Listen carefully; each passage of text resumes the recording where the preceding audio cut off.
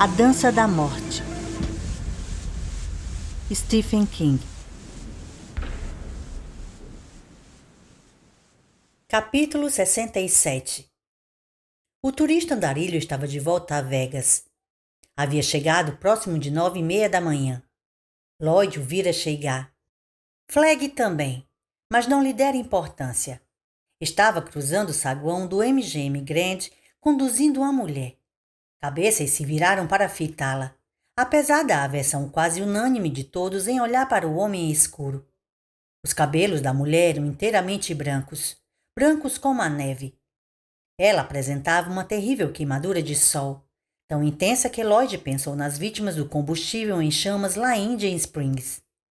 Cabelos brancos, queimadura horrível, olhos inteiramente vazios, que pareciam fitar o mundo com uma expressão além da placidez, além até mesmo do idiotismo. Lloyd já vira olhos semelhantes uma vez, em Los Angeles, depois que o homem escuro acabara com Eric Strellerton, o advogado que quisera ensinar a Flegg como conduzir as coisas. Flegg não olhou para ninguém. Ele sorria. Levou a mulher até o elevador e a fez entrar. As portas deslizaram, fechando-se atrás deles, e os dois subiram para o último andar. Nas 6 horas seguintes, Lloyd ocupou-se em organizar tudo, a fim de estar preparado para quando Flegg o chamasse e pedisse um relatório. Concluiu que tudo estava sob controle. O único item a resolver era procurar Paul Burson e descobrir tudo que ele possuísse sobre o tal Tom Cullen, apenas para o caso de Julie Lawry ter realmente levantado alguma pista. Lloyd não achava isso muito provável, mas com Flegg era melhor prevenir do que remediar. Muito melhor. Ergueu o fone e aguardou pacientemente. Após alguns momentos, ouviu um clique e a voz de Shirley Dunbar, carregada com sotaque do Tennessee. Telefonista? Oi, Shirley. Aqui é Lloyd. Lloyd Henry, como é que vai? Não de todo o mal, Shil. Pode tentar o 6214 para mim? Paul? Ele não está em casa. Foi para Indian Springs. Acho que posso alcançá-lo para você na base Ops. Ok, pode tentar. Deixa comigo. E aí, Lloyd? Quando é que você vai aparecer e provar do meu bolo de café? Aço um a cada 2, 3 dias. Em breve, Shirley, disse Lloyd fazendo uma careta. Shirley era uma quarentona e tinha uma queda por Lloyd. Ele aguentara um bocado de gozação por causa dela, especialmente de Whitney e Ronnie Sykes. Mas Shirley era uma excelente telefonista, capaz de operar prodígios com o sistema telefônico de Las Vegas. Ter os telefones em funcionamento, pelo menos os mais importantes, de qualquer modo, tinha sido a prioridade deles depois da energia elétrica. Mas a maioria do equipamento de ligação automática havia queimado, e agora estavam de volta ao equivalente a latas de estanho e montes de barbante encerado. Havia também uma constante inatividade. Shirley lidava com o que havia para utilizar com habilidade excepcional e era paciente com as 3 ou 4 telefonistas aprendizes. Não bastasse tudo isso, ainda fazia um excelente bolo de café. Muito em breve, mesmo, acrescentou Lloyd e pensou em como seria ótimo se pudesse juntar o corpo firme e bem torneado de Judy Lawry com a perícia e a natureza gentil e complacente de Shirley Dunbar. Shirley pareceu satisfeita. Houve uma série de chiados e crepitações na linha, bem como um uivo agudo e ecoante, que o fez afastar o telefone do ouvido com uma careta. Então ouviu a campainha tocar no outro lado da linha, numa série de roucos zumbidos. Aqui é Bailey, base Ops, disse uma voz diminuta e distante. Quem fala é Lloyd, berrou ele ao telefone. Paul está aí? Oh, o que, Lloyd? Perguntou Bailey. É Paul Burson. Ah, ele, sim, está aqui, tomando uma coca. Houve uma pausa. Lloyd começou a pensar que a frágil ligação cairia, quando então Paul atendeu. Vamos ter que gritar, Paul. A ligação está uma merda. Lloyd não estava inteiramente certo de que Paul Burson tivesse capacidade pulmonar para gritar. Era um homenzinho mirrado com óculos fundo de garrafa, e alguns o chamavam de Senhor Frio, porque insistia em usar terno completo todos os dias, apesar do calor escaldante de Las Vegas. Mas era um bom elemento como funcionário de informação. E Flegg dissera a Lloyd, num de seus estados de ânimo expansivos, que por volta de 1991, Burson seria o chefe da polícia secreta. E ele era bom demais nisso, acrescentara Flegg com um cordial e animado sorriso. Paul se esforçou para falar um pouco mais alto. Tem o seu registro com você? Perguntou Lloyd. Sim. Eu e Stan Bailey estávamos às voltas com um programa de trabalho rotativo.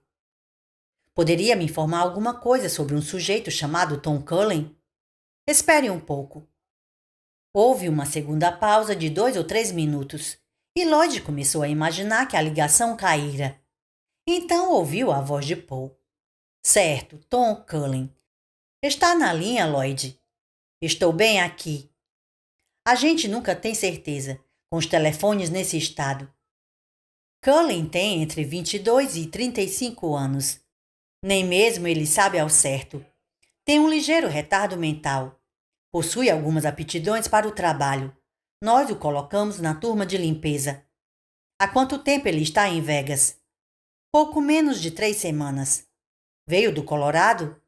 Sim, mas temos aqui umas 12 pessoas que tentaram ficar lá e não gostaram. Eles expulsaram este sujeito. Estava fazendo sexo com uma mulher normal e, segundo suponho, recearam que transmitisse seu retardo mental a um possível filho. Disse Paul rindo. Tem o endereço dele? Paul forneceu-lhe o endereço e Lloyd o anotou em seu bloquinho. Isso é tudo, Lloyd? Tenho mais um nome, caso você disponha de tempo. Paul riu, uma risadinha de homem pequeno. Claro, estou em minha pausa para o café. O nome é Nick Andrews. Paul respondeu no ato. Tenho esse nome em minha lista vermelha. Sério? Lloyd pensou o mais rápido que pôde, o que distava muito da velocidade da luz. Não fazia a menor ideia do que seria essa lista vermelha. Quem lhe forneceu esse nome? Exasperado, Paul respondeu. Quem você acha que foi? A mesma pessoa que forneceu todos os nomes que constam na lista vermelha. Ah, claro. Lloyd se despediu e desligou. Com toda aquela ligação horrível, era impossível conversar banalidades. E, por outro lado, ainda tinha muito em que pensar para ficar perdendo tempo. Lista vermelha. Nomes que Flegg fornecera a Paul e a mais ninguém, ao que parecia, embora Paul presumisse que Lloyd estivesse a par. Lista vermelha. O que significaria? Vermelho quer dizer pare. Vermelho significa perigo. Lloyd ergueu de novo o fone do gancho. Telefonista. É Lloyd outra vez, Shil. Bem, Lloyd, você... Shirley, não posso bater papo. Estou envolvido numa coisa que talvez seja das grandes. Ok, Lloyd. A voz de Shirley perdeu o tom coquete e ficou toda profissional de repente. Quem está de serviço na segurança? Barry Dorgan. Consiga-o para mim. E eu nunca liguei para você. Sim, Lloyd. Ela soava receosa agora. Lloyd também estava com medo, mas igualmente excitado. Um momento depois, Dorgan estava na linha. Era um bom homem, pelo que Lloyd se sentia profundamente grato. Muitos homens do tipo Poke Freeman gravitavam em torno do departamento de polícia. Quero que capture alguém para mim, disse Lloyd. Pegue-o vivo. Preciso dele vivo, mesmo que você perca homens nisso. O nome é Tom Cullen e provavelmente você o achará em casa. Traga-o para o Grand. Deu-lhe o endereço de Tom e fez com que Barry o repetisse. É importante, Lloyd. Muito importante. Faça o serviço direito e alguém maior que eu ficará satisfeito com você. Ok. Barry desligou e Lloyd fez o mesmo, esperando que Barry houvesse entendido o contrário. Se estragar a parada, alguém vai ficar muito puto com você. Barry ligou de volta 1 hora mais tarde para dizer que estava certo de que Tom Cullen se mandara. Seja como for, continuou Barry, o cara é retardado e não sabe dirigir, nem mesmo uma motoneta. Se está indo para o leste, não deve ter passado de Dry Lake. Podemos pegá-lo, Lloyd. Sei que podemos. É só me dar o sinal verde. Barry estava babando. Era uma das 4 ou 5 pessoas em Las Vegas que sabia dos espiões e tinha lido os pensamentos de Lloyd. Deixe-me pensar a respeito, respondeu Lloyd e desligou antes que Barry pudesse protestar. Lloyd tivera um poder de raciocínio muito maior do que imaginara possível na época anterior à gripe, mas sabia que a coisa que tinha nas mãos era grande demais para ele. Além do mais, aquela história de lista vermelha o perturbava. Por que não for informado sobre ela? Pela primeira vez desde seu encontro com Flegg, em Phoenix, Lloyd teve a inquietante sensação de que sua posição podia ser vulnerável. Havia segredos que tinham sido guardados. Provavelmente, ainda poderiam capturar Cullen. Carl Hogan e Bill Jameson poderiam pilotar os helicópteros do exército que estavam no hangar de Indian Springs. E se tivessem que voar, conseguiriam fechar cada estrada que partisse de Nevada para o leste. Afinal, o sujeito não era nenhum Jack, o estripador, ou o Dr. Octopus. Não passava de um retardado em fuga. Mas droga! Se já tivesse sabido sobre o tal Andrews, quando Julie Lowry viera procurá-lo, teria conseguido pegar Cullen em seu pequeno apartamento ao norte de Vegas. Em algum lugar dentro dele uma porta se abria, deixando penetrar uma gélida brisa de medo. Flegg tinha sido logrado, e era bem capaz de desconfiar de Lloyd Herring, o que era uma merda federal. Ainda assim, ele deveria ter sido informado a respeito. Lloyd não pretendia assumir pessoalmente a decisão de dar início a outra caçada humana, não depois do que tinha acontecido com o juiz. Levantou-se para ir até os telefones internos e encontrou Whitney Hogan, que vinha de lá. É o homem, Lloyd, disse ele. Quer falar com você. Ok, respondeu Lloyd, surpreso com o tom calmo de sua voz, pois o medo em seu íntimo era intenso. E, acima de tudo, era importante recordar que há muito teria morrido de fome em sua cela lá em Phoenix se não fosse Flegg. Não fazia sentido enganar a si mesmo. Ele pertencia ao homem escuro, de corpo e alma.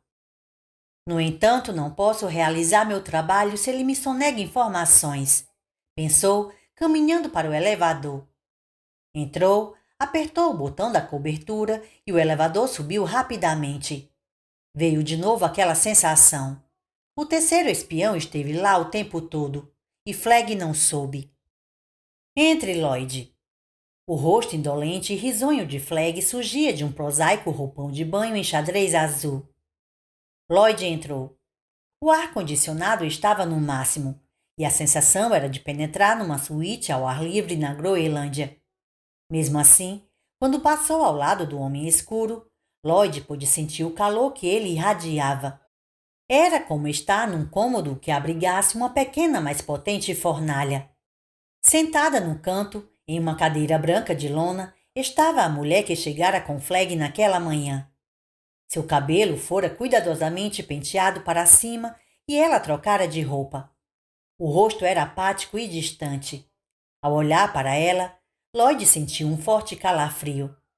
Na adolescência, ele e alguns amigos certa vez tinham roubado um pouco de dinamite de uma obra, que acenderam e jogaram no lago Harrison, onde ocorreu a explosão. Os peixes mortos que afloraram à superfície depois disso tinham nos olhos aquela mesma expressão de terrível e vítrea imparcialidade. Eu gostaria de lhe apresentar Nadine Cross, disse Flegg suavemente atrás dele, fazendo-o sobressaltar-se. Minha esposa. Espantado, Lloyd olhou para Flegg, mas encontrou apenas aquele sorriso zombeteiro, os olhos que dançavam. Minha querida, este é Lloyd Herring, meu braço direito. Eu e Lloyd nos conhecemos em Phoenix, onde ele estava preso, e, consequentemente, prestes a jantar um companheiro de infortúnio que havia morrido. Confere, Lloyd. Lloyd enrubesceu sem esboçar reação e nada respondeu, embora a mulher estivesse aturdida ou no mundo da lua. Estenda a mão, minha querida, disse o homem escuro. Como um robô, Nadine estendeu a mão. Seus olhos continuaram a fitar com indiferença um ponto acima do ombro de Lloyd. Céus, isto é assustador, pensou Lloyd. Uma leve camada de suor cobriu-lhe todo o corpo, apesar do ar-condicionado na máxima capacidade. Ainda assim, conseguiu articular um canhestro muito prazer e apertou a carne macia e cálida da mão dela. Depois, precisou conter uma forte ânsia de enxugar a própria mão na perna da calça. A mão de Nadine continuou pendendo frouxa no ar. Pode baixar sua mão, meu amor, disse Flegg. Nadine devolveu a mão ao colo, onde começou a se contorcer e a girar. Com algo semelhante a horror, Lloyd percebeu que ela se masturbava. Minha esposa está indisposta, disse Flegg e deu uma risadinha abafada. Também está a caminho de formar uma família, como se diz. Me dê os parabéns, Lloyd. Vou ser papai. Novamente aquela risadinha. O som era igual a leves pisadas de ratos, precipitando-se em fuga por trás de uma velha parede. Parabéns, disse Lloyd através de lábios azulados e entorpecidos. Podemos trocar todos os nossos segredinhos na frente de Nadine. Não é mesmo, querida? Ela é silenciosa como um sarcófago. Para falar a verdade, é a própria múmia. Bem, o que me diz sobre Indian Springs? Lloyd pestanejou e tentou manejar suas engrenagens mentais, sentindo-se exposto e na defensiva. Está indo tudo bem, conseguiu dizer. Indo bem? O homem escuro se inclinou para ele e por um momento Lloyd teve certeza de que ele ia abrir a boca e arrancar sua cabeça com uma mordida. Encolheu-se. Eu dificilmente consideraria isso uma análise profunda, Lloyd. Há outras coisas. Quando quero falar de outras coisas, eu pergunto por elas. A voz de Flegg estava se elevando, tornando-se desconfortavelmente próxima de um grito. Lloyd nunca vira uma mudança de temperamento tão radical, e isso o deixou trêmulo de pavor. Quero exatamente agora um relatório sobre a condição de Indian Springs, e espero que o tenha na ponta da língua. Para seu próprio bem, é melhor que o tenha. Tudo bem, murmurou Lloyd. Ok. Tirou o bloquinho do bolso e durante meia hora falaram sobre Indian Springs, os jatos da Guarda Nacional e os mísseis. Flegg começou a relaxar novamente, embora fosse difícil ter certeza. Além de ser uma péssima ideia tomar qualquer coisa como garantia quando se lidava com o turista andarilho. Acha que os pilotos poderão sobrevoar Boulder em 2 semanas? Digamos, por volta de 1º de outubro? Imagino que Cal poderia, disse Lloyd duvidosamente. Quanto aos outros, não sei. Eu os quero preparados, murmurou Flegg. Ele se levantou e começou a caminhar pelo aposento. Quero aquela gente se escondendo em buracos quando chegar a primavera. Quero atacá-los à noite, enquanto estiverem dormindo. Arrasar aquela cidade de ponta a ponta. Quero deixar Boulder que nem Hamburgo e Dresden na Segunda Guerra Mundial. Ele voltou-se para Lloyd e seu rosto era um pergaminho branco no qual brilhavam olhos incandescentes. Seu sorriso cortava como uma cimitarra. Vou ensinar a eles o que acontece com quem manda espiões. Estarão vivendo em cavernas quando a primavera chegar. Então, os caçaremos como porcos. Vão aprender no que dá enviar espiões. Lloyd, por fim, encontrou sua língua. O terceiro espião, nós o encontraremos, Lloyd. Não se preocupe com isso. Pegaremos o sacana. O sorriso voltou, sombriamente sedutor. Mas perceberam um segundo de medo perplexo e furioso antes que o sorriso reaparecesse. E medo era uma expressão que jamais vira em Flegg. Já sabemos quem é ele, disse Lloyd baixinho. Flegg estava girando uma estatueta de jade nas mãos, examinando-a. Agora suas mãos se imobilizaram. Ele ficou completamente imóvel, e seu rosto foi tomado por uma singular expressão de concentração. Pela primeira vez, Nadine Cross desviou os olhos, pousando-os em Flegg e depois afastando-os. O ar na sala pareceu ficar denso. O quê? O que foi que disse? O terceiro espião? Não, disse Flegg, com repentina decisão. Você está vendo miragens, Lloyd. Segundo me consta, ele é amigo de um cara chamado Nick Andrews. A estatueta de Jade caiu por entre os dedos de Flegg e se estilhaçou no chão. Um momento depois, Lloyd foi erguido da cadeira, agarrado pela camisa. Flegg atravessara a sala em tal velocidade que ele nem mesmo o vira. Então o rosto de Flegg estava encostado no seu. Aquele calor terrível e doentio o queimava, e os olhos negros de Doninha estavam a centímetros do seu. Flegg gritou. E você fica sentado aí, falando sobre India Springs? Eu deveria jogar você por aquela janela.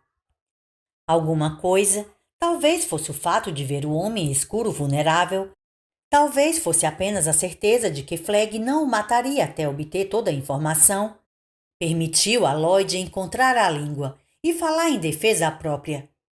Eu tentei lhe dizer, gritou ele. Você não deixou.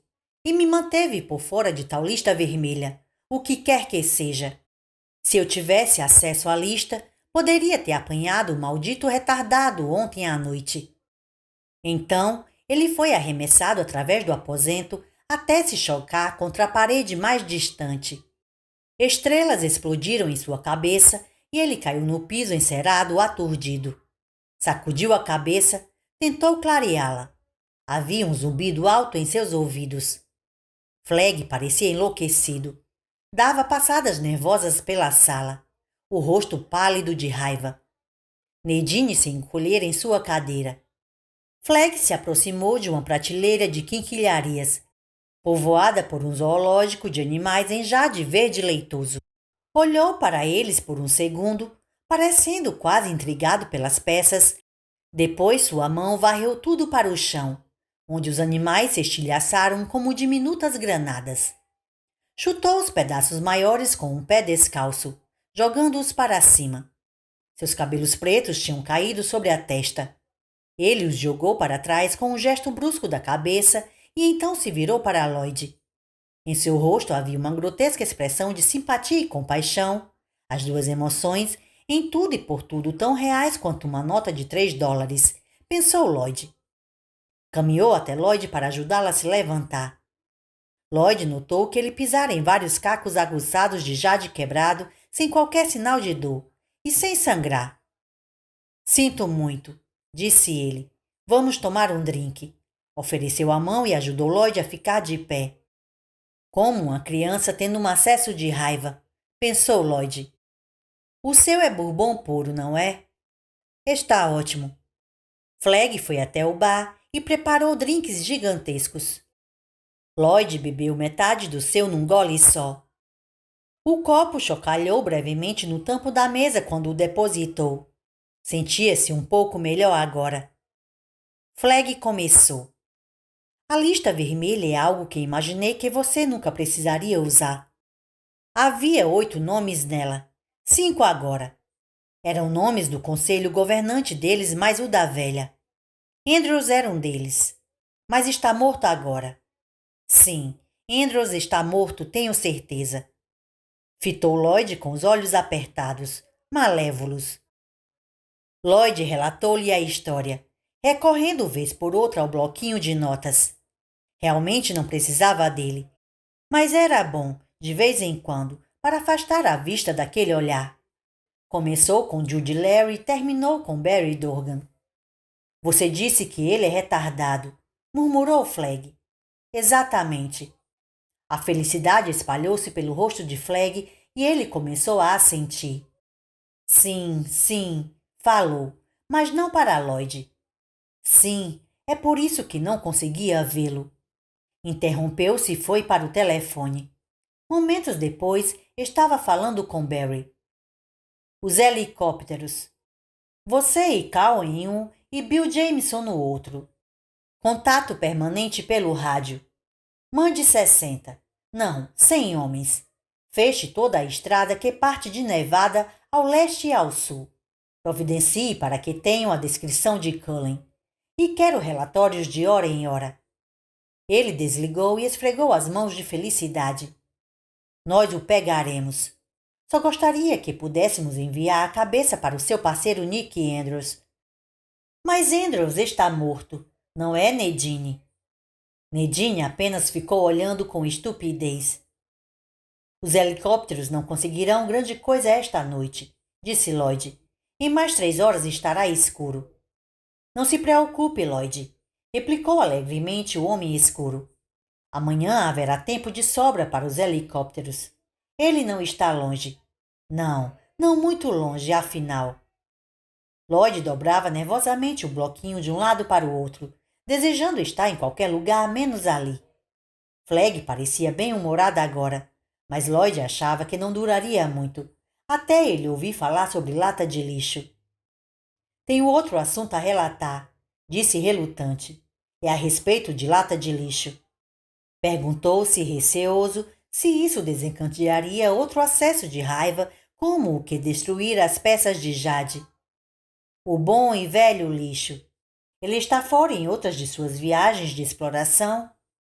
Não sei onde se encontra. Lixo aprontou um em Indiana Springs antes de partir novamente. Lloyd relatou a história conforme a ouvira de Cal na véspera. O rosto de Flegg ficou sombrio quando ouviu que Fred Campanari ficara mortalmente ferido. Mas quando Lloyd terminou, seu rosto estava de novo sereno.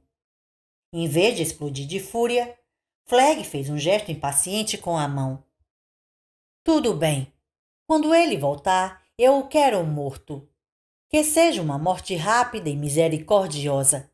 Não quero que ele sofra. Esperava que ele pudesse durar mais tempo. Você talvez não compreenda, Lloyd, mas sinto uma espécie de afinidade com esse rapaz. Pensei que poderia usá-lo e o usei, mas nunca tive certeza absoluta.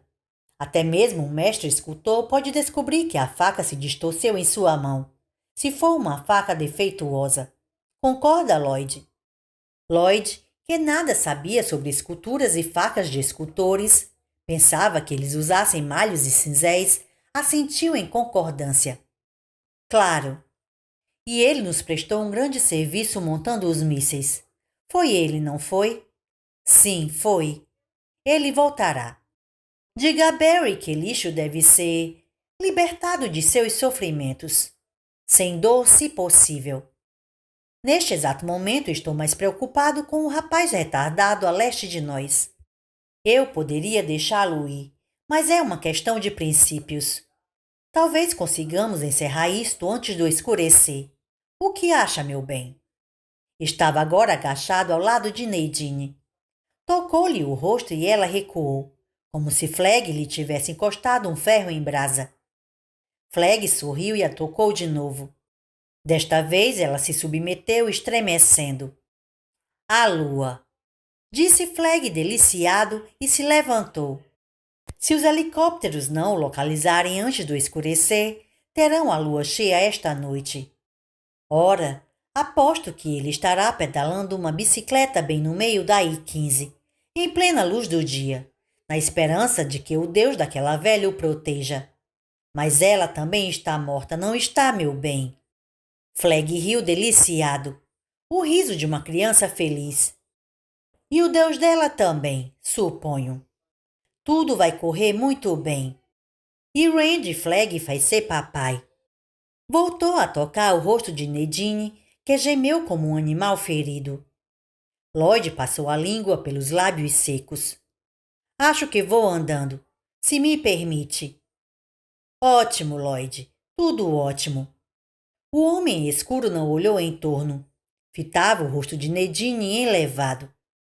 Tudo vai correr bem, muito bem. Lloyd saiu dali o mais depressa que pôde, quase correndo. No elevador, subitamente se deu conta de tudo o que havia acabado de lhe acontecer e teve de apertar o botão de parada de emergência quando a histeria o descontrolou. Riu e chorou por quase 5 minutos. Passada a tempestade, sentiu-se um pouco melhor. Ele não vai desmoronar, disse para si mesmo. Ocorreram alguns probleminhas, mas ele continua no controle. O jogo provavelmente estará encerrado por volta de 1º de outubro, com a máxima certeza até o dia 15. Tudo começa a entrar nos eixos, como ele disse, e pouco importa se quase me matou. Pouco importa que pareça mais estranho do que nunca. Lloyd recebeu a ligação de Stan Bailey em Indian Springs 15 minutos mais tarde. Stan beirava a histeria, em sua fúria com lata de lixo e o medo do homem escuro. Calhoun e Bill Jameson haviam decolado da base às 18h02, em missão de reconhecimento a leste de Vegas. Um dos outros pilotos treinados, Cliff Benson, acompanhara Cal como observador. Às 18h12, os 2 helicópteros haviam explodido no ar. Extremamente chocado, Stan enviara 5 homens ao hangar 9, onde estavam guardados mais 2 skimmers e os 3 grandes helicópteros Baby Huey. Foram encontrados explosivos presos com adesivos em todos os 5 helicópteros remanescentes, bem como detonadores incendiários ligados a simples marcadores de tempo de cozinha. Os detonadores não eram os mesmos que lixo acoplara aos caminhões de combustível, embora de modelo bastante similar. Não havia muito espaço para dúvidas agora. Foi o lata de lixo, disse Stan. O cara endoidou. Só Deus sabe onde mais ele colocou explosivos por aqui. Verifique tudo, disse Lloyd. Seu coração batia acelerado, agoniado pelo pavor. A adrenalina ferveu por todo o seu organismo e seus olhos pareciam querer saltar da cabeça. Verifique tudo. Ponha cada homem nessa vistoria. Vasculhem a porra da base de ponta a ponta. Você me ouviu, Stan? Por que se preocupar? Por quê? Gritou Lloyd. Preciso traçar um quadro para você, cacete. O que o chefão vai dizer se a paz inteira... Todos os nossos pilotos estão mortos, disse Stan suavemente. Será que não entendeu, Lloyd? Até mesmo Cliff, e ele não era dos melhores. Temos 6 caras que nem sequer receberam treinamento para um voo solo e estamos sem instrutores. Para que precisamos daqueles jatos agora, Lloyd? Stan desligou, deixando Lloyd abalado com o que ouvira, finalmente compreendendo toda a extensão da coisa. Tom Cullen acordou pouco depois de 9h30 daquela noite, sentindo sede e o corpo dolorido. Tomou um gole do seu cantil de água, rastejou para fora das suas rochas inclinadas que lhe serviram de abrigo e observou o céu escuro. A lua estava alta, misteriosa e serena. Era hora de prosseguir. Entretanto, precisava ser cuidadoso. Minha nossa, precisava mesmo. Porque agora estava sendo procurado. Ele tivera um sonho. Nick lhe falara no sonho e isso era estranho, porque Nick não podia falar. Era surdo-mudo. Precisava escrever tudo, ao passo que Tom mal sabia ler. Entretanto, os sonhos eram coisas curiosas. Tudo podia acontecer neles. E no seu sonho, Nick falava. Eles agora já sabem de você, dissera Nick. Porém, a culpa não é sua, Tom. Você fez tudo certo. Foi apenas falta de sorte. Portanto, agora tem de ser cuidadoso. Tem de deixar a estrada, Tom, mas deve continuar indo para o leste. Tom entendia sobre o leste, mas seria fácil se confundir no deserto. Era bem capaz de ficar dando círculos enormes. Você saberá, disse Nick, mas primeiro tem de encontrar o dedo de Deus. Agora Tom recolocou o cantil no cinto e ajustou a mochila. Retornou à autoestrada, deixando a bicicleta onde estava. Escalou o terrapleno até a estrada e espiou nos 2 sentidos. Correu ao longo da faixa central e, após outra olhada cautelosa, trotou pela faixa da I-15 com destino ao oeste. Eles já sabem sobre você, Tom.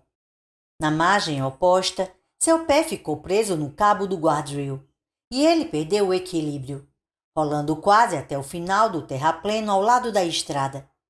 Ficou encolhido um instante, o coração martelando. O único som que ouvi era o da brisa fraca, gemendo acima do solo rachado do deserto. Ele se levantou e começou a esquadrinhar o horizonte. Seus olhos eram penetrantes. O ar do deserto estava cristalino. Não demorou muito e o viu, alçando-se contra o céu estrelado à maneira de um ponto de exclamação. O dedo de Deus. Ao ficar com o rosto voltado para o leste, o monólito situava-se na posição das 10 horas. Tom imaginou que poderia alcançá-lo em 1 hora ou 2. No entanto, a qualidade cristalina e amplificadora do ar já enganara andarilhos mais experientes do que Tom, de modo que ficou perplexo ante a maneira como o dedo de pedra sempre parecia permanecer à mesma distância. Passou a meia-noite, depois mais 2 horas se foram. O grande relógio de estrelas no céu tinha se revolvido.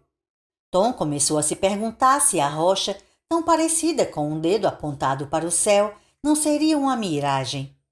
Ele esfregou os olhos, porém ela continuava lá. Para trás, a autoestrada mergulhara nas trevas das distâncias. Quando tornou a olhar para o dedo, ele lhe pareceu estar um pouco mais próximo. Por volta das 4 da madrugada, quando uma voz interior começou a sussurrar que era hora de encontrar um bom esconderijo para o dia que se avizinhava, ele teve então certeza de estar mais perto daquele ponto de referência. Contudo, não o alcançaria nessa noite. E quando o alcançasse, presumindo que não o descobrissem quando o dia raiasse, o que aconteceria depois? Não importava. Nick lhe diria. O bom e velho Nick. Tom mal podia esperar para voltar a bordo e rever Nick. Minha nossa, isso mesmo. Encontrou um lugar razoavelmente confortável à sombra de uma enorme lombada rochosa, adormecendo ali quase em seguida. Tinha percorrido 50 quilômetros para nordeste nessa noite, aproximando-se da montanha Mormon. Durante a tarde, um enorme cascavel coleou para junto dele, fugindo ao calor do dia. Enrodilhou-se ao lado de Tom, dormiu algum tempo e depois seguiu seu caminho. Parado à borda do solário da cobertura, Flegg olhou para o leste. O sol estaria despontando em mais 4 horas, quando então o retardado se poria novamente a caminho. Uma forte e constante brisa do deserto erguia seus cabelos escuros da testa quente. A cidade terminava abruptamente, capitulando para o deserto. Não passava de letreiros luminosos a orla de lugar nenhum. Uma vasta extensão de deserto com tantos esconderijos. Homens já haviam penetrado antes daquele deserto e nunca mais foram vistos. Mas ainda não é hora, sussurrou Flegg. Eu o pegarei. Eu o pegarei. Não sabia explicar por que era tão importante capturar o retardado. A racionalidade do problema lhe escapava constantemente. Cada vez mais sentia a ânsia de simplesmente agir, mover-se, fazer, destruir. Na última noite, quando Lloyd o havia informado sobre as explosões dos helicópteros e morte dos 3 pilotos, precisara apelar para todos os recursos a seu alcance para não bramir em fúria. Seu primeiro impulso fora ordenar a reunião imediata de uma coluna blindada. Tanques, lança-chamas, caminhões blindados e tudo mais. Em 5 dias estariam em Boulder. Toda aquela confusão mal cheirosa acabaria em 1 semana e meia. Sem dúvida. E se houvesse neve prematura nos desfiladeiros das montanhas, isso significaria o fim da grande Wehrmacht. Já estavam em 14 de setembro. O bom tempo deixara de ser algo garantido. Como diabos o tempo passara tão rápido? Mas ele era o homem mais forte na face da terra, não era? Talvez houvesse outro como ele na Rússia, na China ou no Irã. Porém, este era um problema para dali a 10 anos. Naquele momento, tudo o que importava era que estava em ascensão. Flegg sabia disso, podia senti-lo. Ele era forte. Isso era tudo que o retardado poderia contar aos amigos. Caso não ficasse perdido no deserto ou morresse congelado nas montanhas. Tudo que poderia lhes contar era que o povo de Flag morria de medo do turista andarilho e que lhe obedecia sem discussão. Só poderia lhes contar coisas que os deixariam mais desmoralizados ainda. Então, por que esta sensação persistente, atormentadora, de que Cullen devia ser encontrado e morto antes que deixasse o Oeste? Porque é o que quero, e vou fazer o que quero. Isto é motivo suficiente. E o lata de lixo. Pensar em se livrar por completo dele. Pensava que lata de lixo poderia ser jogado fora, como uma ferramenta defeituosa. Mas ele fora exitoso em conseguir o que toda a Zona Franca não teria feito: jogar areia na infalível maquinária de conquista do homem escuro. Eu o julguei mal. Era um pensamento odioso, e ele não permitiria que sua mente chegasse à sua conclusão. Jogou o copo por cima do parapeito e o viu girar entre o reflexo de vidro e depois começar a cair. Um casual pensamento malévolo, um petulante pensamento infantil cruzou sua mente. Espero que atinja a cabeça de alguém. Lá, muito abaixo, o copo bateu no estacionamento e se estilhaçou, tão abaixo que o homem escuro sequer pôde ouvir. Não haviam encontrado mais bombas em Indian Springs. Toda a base fora virada pelo avesso.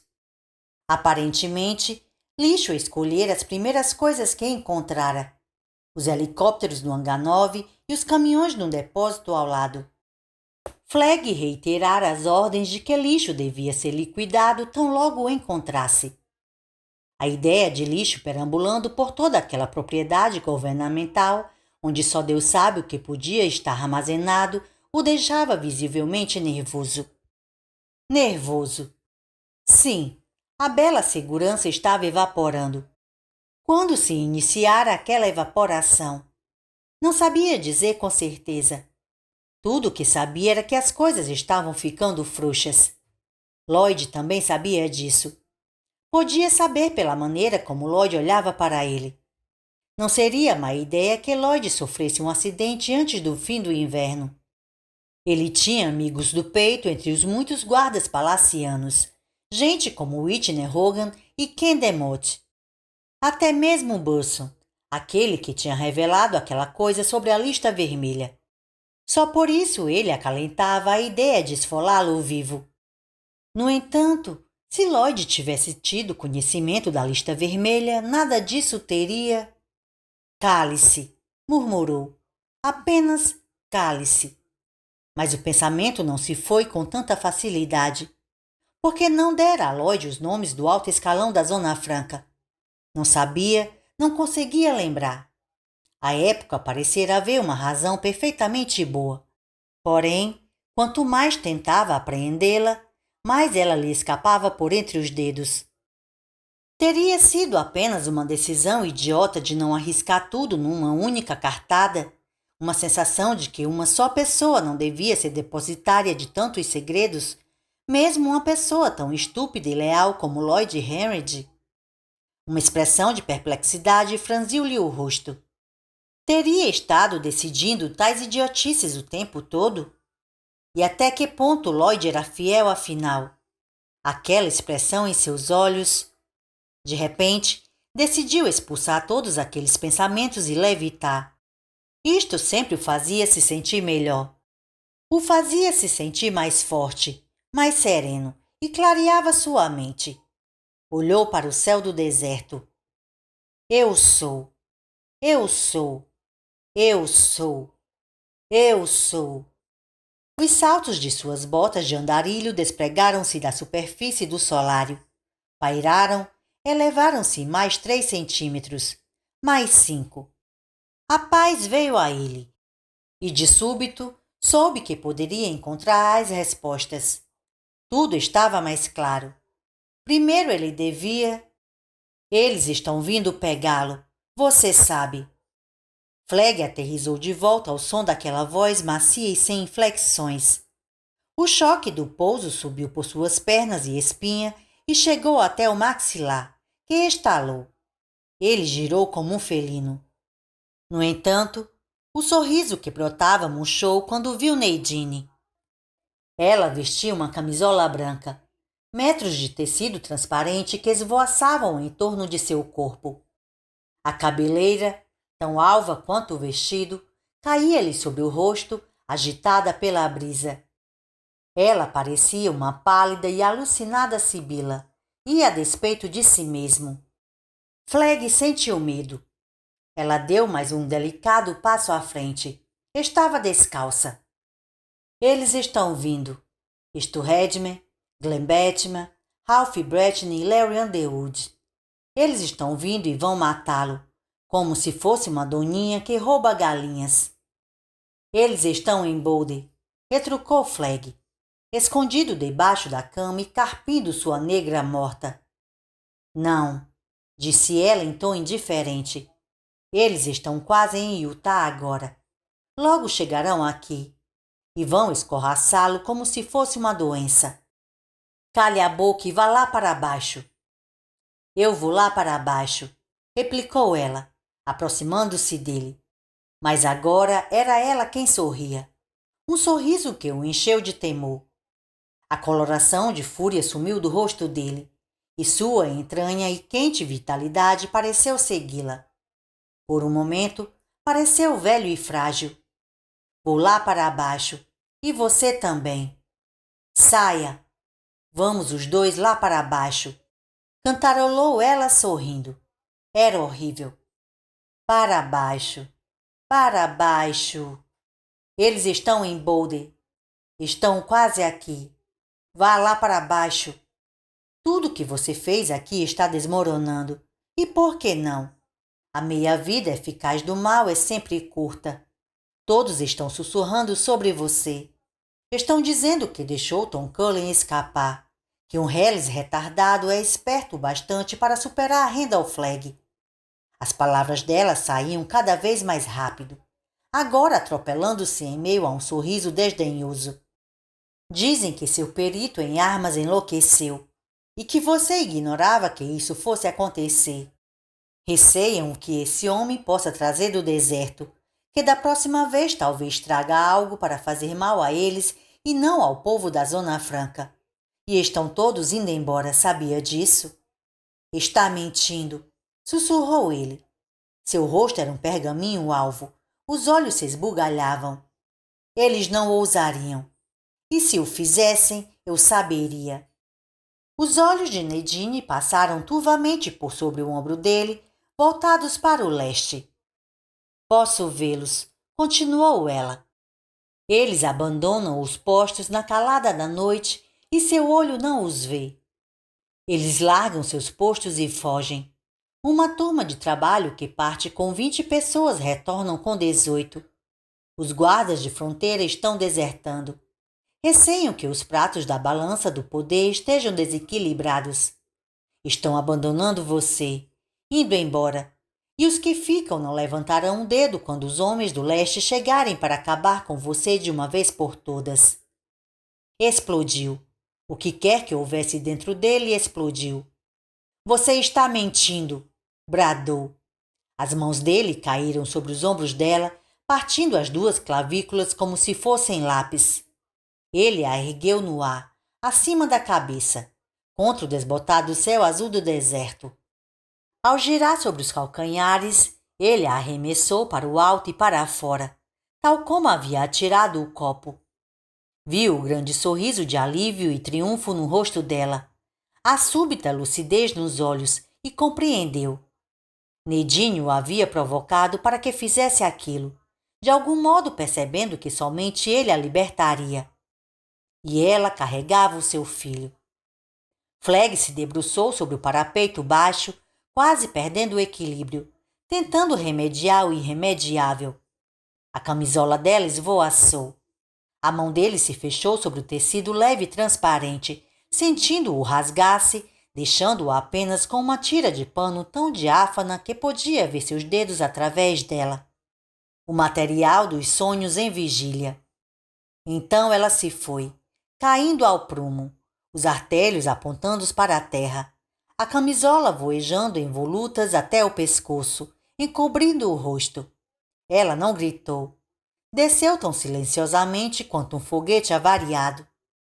Quando ouviu o indescritível baque surdo da violenta aterrissagem dela, Flag lançou a cabeça para trás e uivou. Não fazia diferença. Não fazia diferença. Tudo continuava na palma de sua mão. Voltando a se debruçar no parapeito, viu gente se aproximando às carreiras, como limalha de ferro atraída por um imã, ou como vermes para restos de comida. Pareciam todos tão pequenos e ele estava tão alto acima deles. Decidiu levitar para recuperar a calma. Contudo, demorou muito tempo antes que os saltos das botas se desligassem do piso do solário. Quando o fizeram, ficaram pairando a apenas 2 centímetros acima do concreto. Não foram mais alto.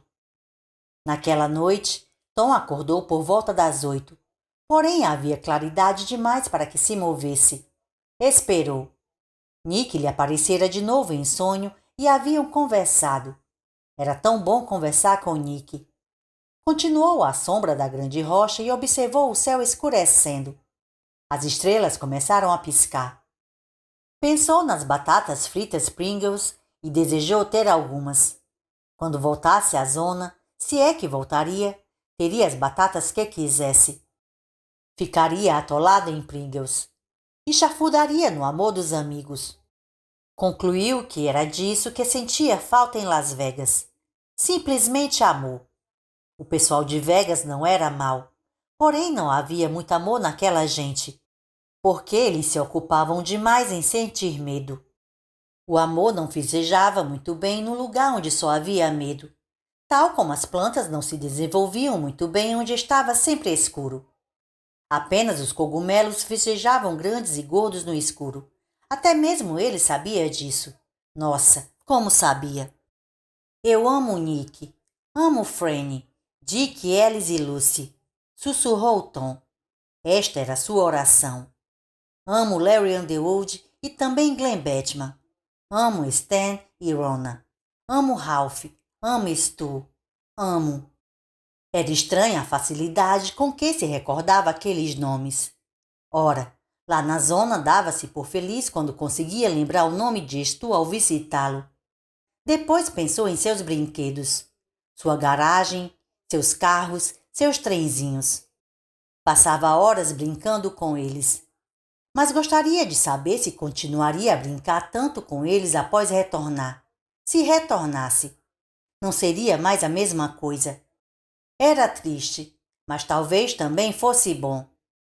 O Senhor é meu pastor, recitou suavemente. Nada me faltará. Ele me faz jazer em pastos verdejantes. Unta minha cabeça com óleo. Ele me dá kung fu diante de meus inimigos. Amém. Já escurecera o suficiente agora, e ele recomeçou a jornada. Por volta das 11h30 daquela noite, tinha alcançado o dedo de Deus e lá parou para uma leve refeição. O solo era alto ali, e, olhando para trás, na direção em que viera, pôde ver luzes que se moviam. Na alta estrada, pensou, estão procurando por mim. Olhou de novo para Nordeste.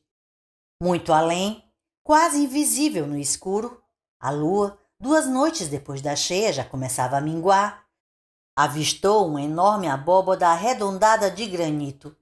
Decidiu ir para lá em seguida. Tom está com os pés doloridos. Sussurrou para si mesmo, mas não sem certa alegria. As coisas poderiam ter ficado muito piores do que apenas pés doloridos. Lua, que provoca pés doloridos.